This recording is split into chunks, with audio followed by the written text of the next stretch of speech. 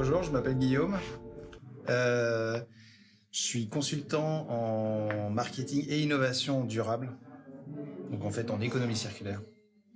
Mais c'est le titre et les termes que j'utilise pour créer un peu plus de friction avec les entreprises qui sont principalement mes clients, pour leur faire de l'économie circulaire, mais justement en utilisant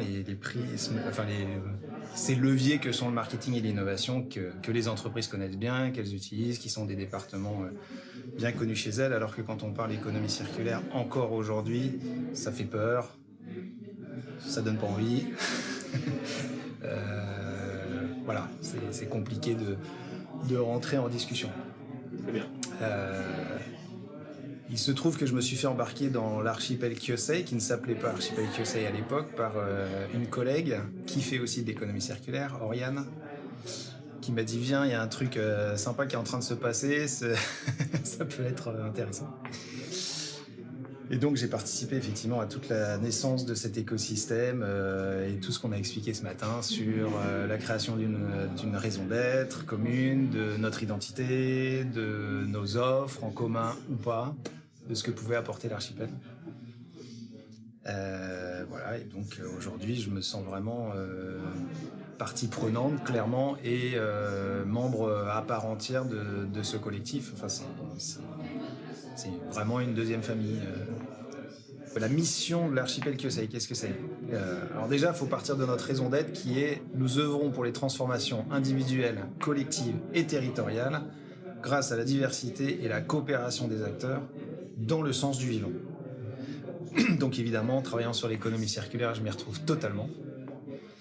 De là, les objectifs ou les missions de l'archipel, c'est vraiment aider les organisations, donc les entreprises, mais aussi les collectivités, voire le grand public, les individus, à se transformer, et se transformer en profondeur, et se transformer vers une transition durable, résiliente.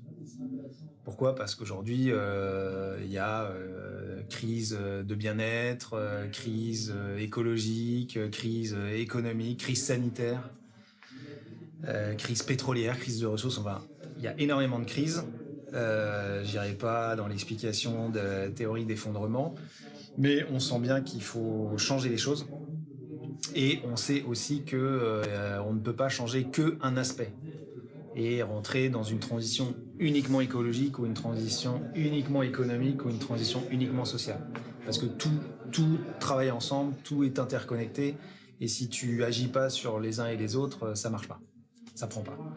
Et puis on se rend bien compte qu'il faut que le monde se transforme assez profondément. D'abord parce qu'on va en prendre plein la gueule sinon, de par la crise écologique, le réchauffement climatique, mais aussi parce que les gens en peuvent plus. Et moi, j'en suis un exemple comme d'autres ici d'ailleurs. J'ai fait 15 ans de parcours extrêmement conventionnel, avec école de commerce, grand groupe international, à travailler à l'international, ouais, en marketing, voilà. Avant d'en avoir un peu marre et de me dire mais où est le sens et qu'est-ce que je fais là ? Et pour revenir donc aux objectifs et à la mission de l'archipel, donc aider à ces transformations profondes vers plus de durabilité et de résilience. Alors après, comment on fait ça ?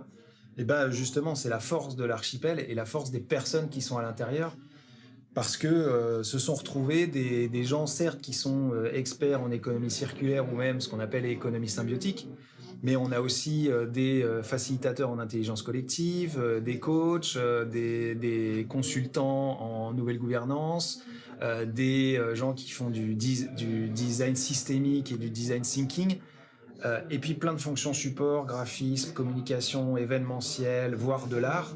Et tout ça, en fait, on est en train de se dire que ça peut vraiment aider à déclencher, à créer un déclic qui est absolument primordial si on veut que toutes ces organisations se transforment. Et derrière, de par toutes ces compétences, on sait aussi qu'on va pouvoir accompagner du déclic vers l'idéation, c'est-à-dire se donner des idées sur comment on doit évoluer, puis un diagnostic, qui on est, vers où on veut aller et comment on veut y aller, et puis accompagner à ce projet de transformation de manière très concrète. Et en fait, on a toutes les billes, toutes les méthodos et toutes les expertises ici à l'archipel pour aider à ça.